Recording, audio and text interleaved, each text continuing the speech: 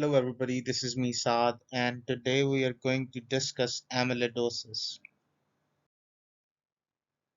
Amyloidosis is a very serious medical condition and basically it is the abnormal deposition of misfolded proteins in various tissues and organs of the human body, which ultimately leads to their dysfunction and their failure. When we talk about the epidemiology, it's a rare disorder with primary amyloidosis, which is also known as AL amyloidosis, being the most common form, and its mean incidence is around 4,000 new cases per annum in the US. Risk factors of amyloidosis include uh, age.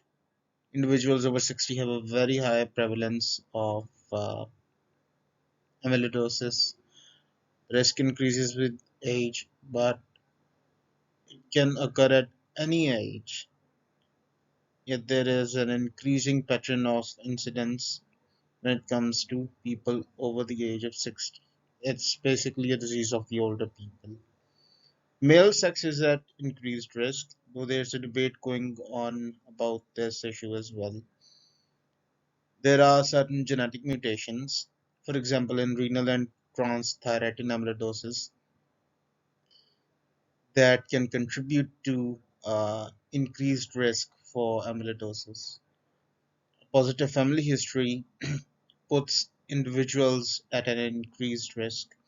Then there are chronic inflammatory disorders, for example, rheumatoid arthritis, IBD, and chronic infections, for example, tuberculosis, etc.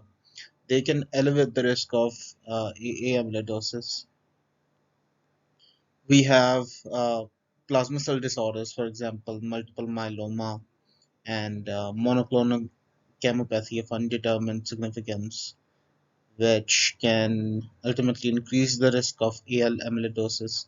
We have beta 2 microglobulin amyloidosis, which is also known as dialysis related amyloidosis. It usually happens in patients who are put on long term dialysis, but its incidence is decreasing because of relatively safer dialysis treatments. Um, African ethnicity, people with African ethnicity um, have a higher prevalence of ATTR amyloidosis, which is transthyretin related amyloidosis. So these are a bunch of risk factors that you need to know.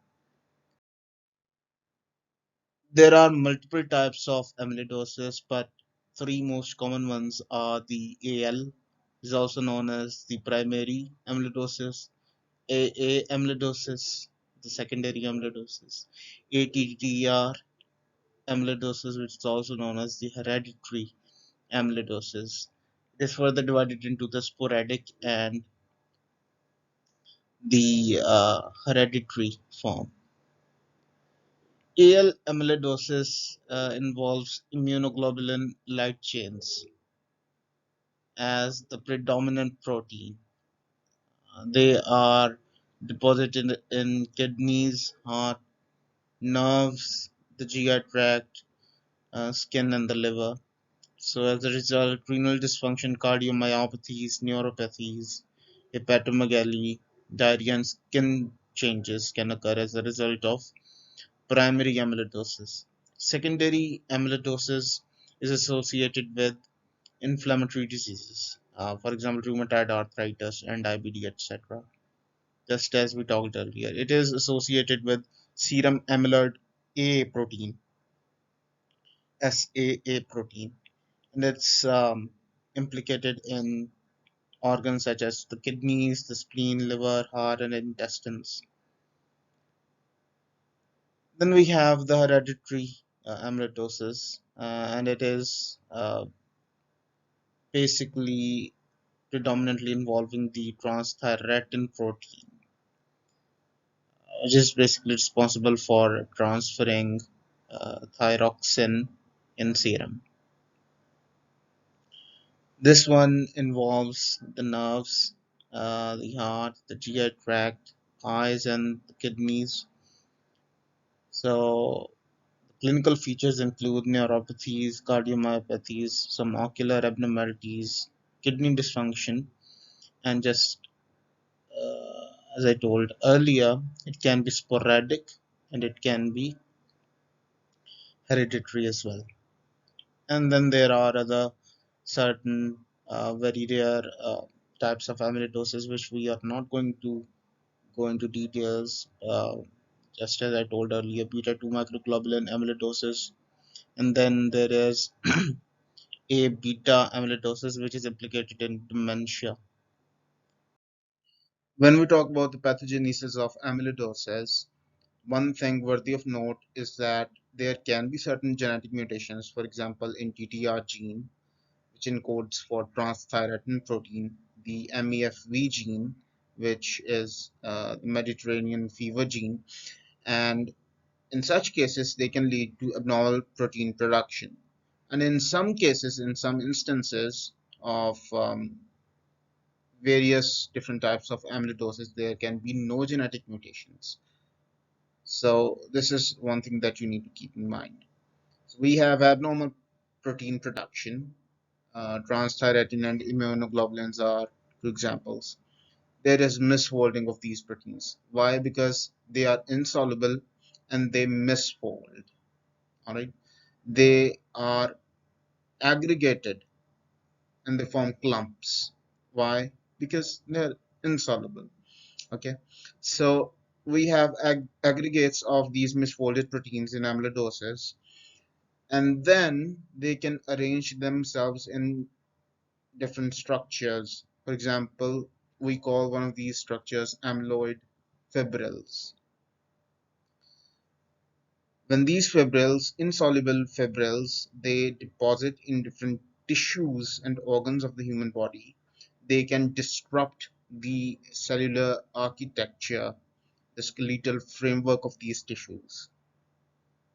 This can lead to organ dysfunction and ultimately clinical manifestations of these uh, aggregated misfolded proteins result in the form of amyloidosis. This is a very basic and simple concept behind the pathogenesis of amyloidosis.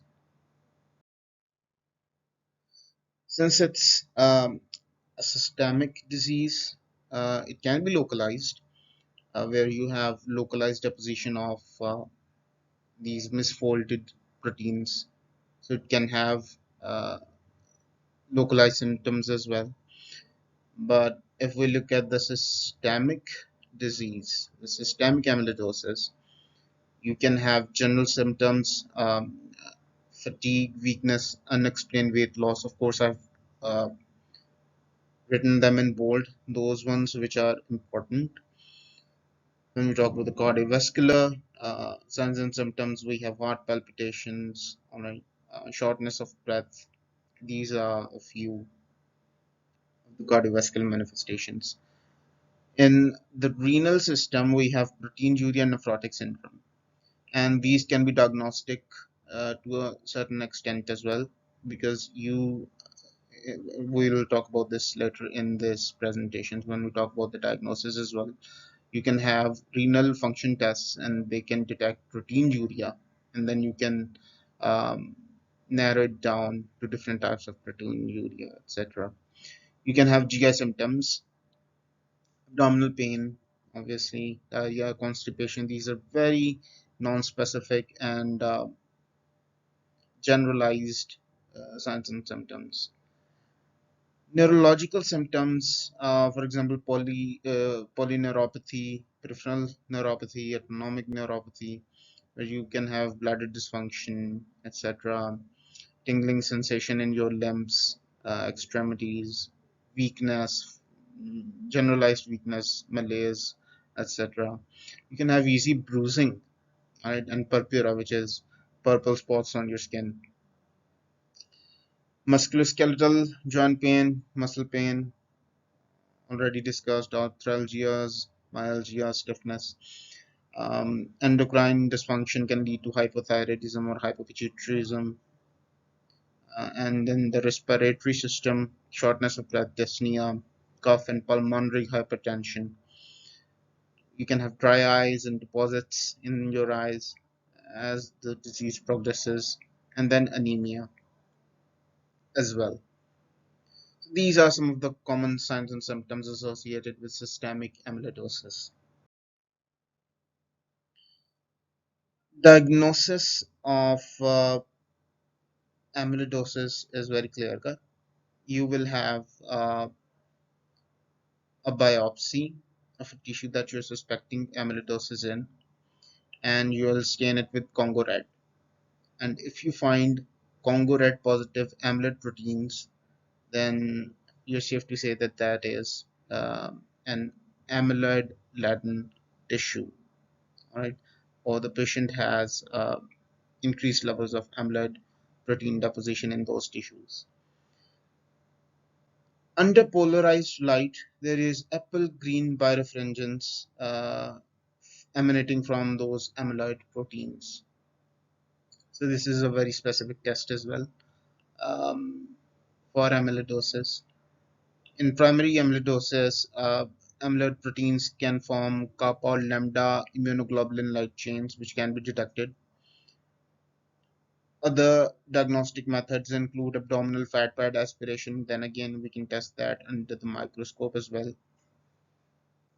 And serum or urine analysis for light chain paraproteins. So if you have increase in number or concentration of these proteins, you can lead yourself into a situation where you can uh, simplify the diagnostic procedure. And then obviously the systemic evaluation, because it can manifest as a systemic illness as well. You'll have LFTs, RFTs, if them deranged, your cardiac enzymes, etc., in more severe cases. There is a very limited differential diagnosis of amyloidosis, and two most common differentials are the monoclonal gammopathy of undetermined significance and multiple myeloma, which is also known as plasma cell myeloma. 12% patients of MGUS, monoclonal gammopathy of undetermined significance, they can develop primary amyloidosis. Conversely speaking, some patients with multiple myeloma can have amyloid deposition if we look into their tissues. Management of amyloidosis is difficult, uh, mainly because it's a systemic disease and it's a degenerative disease as well. Um, Chemotherapy drugs, for example, melphalan, cyclophosphamide, dexamethasone, lenalidomide, and bortezomib, which is basically a proteasome inhibitor. They're used to reduce light chain production by killing those cells which are constantly producing these misfolded proteins, abnormal proteins. Autologous hematopoietic stem cell transplantation, HSCT, is considered generally for L amyloidosis, the primary type of amyloidosis. And then medications like tafamidis and patisiran may be used to stabilize transthyretin, and they can slow disease progression in ATTR amyloidosis. And they have been FDA approved recently in the last 5 to 7 years. Addressing and managing any underlying condition is of utmost importance because in certain conditions which can lead to amyloidosis, there is a major benefit of treating those um, diseases concurrently with the treatment of amyloidosis as well. And then there is symptomatic treatment. For example, if you have edema, if a person, so not you, but if a patient of amyloidosis has edema, you can use diuretics. You can use pain management for the abdominal pain that I just described, and antiarrhythmics for cardiac involvement and cardiomyopathies. Since it's a systemic illness, there can be multiple complications. One thing that is common is in all of these complications is that there is end organ failure, heart failure, renal failure, GI dysfunction, and neurological deficits. These are the most common complications of amyloidosis. Prognosis is dependent upon the early diagnosis and treatment. So if you catch the disease early, it is very good for the patient. AL amyloidosis has a poorer outlook when compared to other forms of amyloidosis, for example, AA amyloidosis, etc., ATTR amyloidosis, etc. ATTR amyloidosis has improved prognosis with the use of these medications that I talked about earlier, tafamidis and patisiran. Cardiac involvement, cardiomyopathies associated with amyloidosis often signify worse prognosis. So, guys, this was all about amyloidosis. I hope you guys enjoyed the lecture.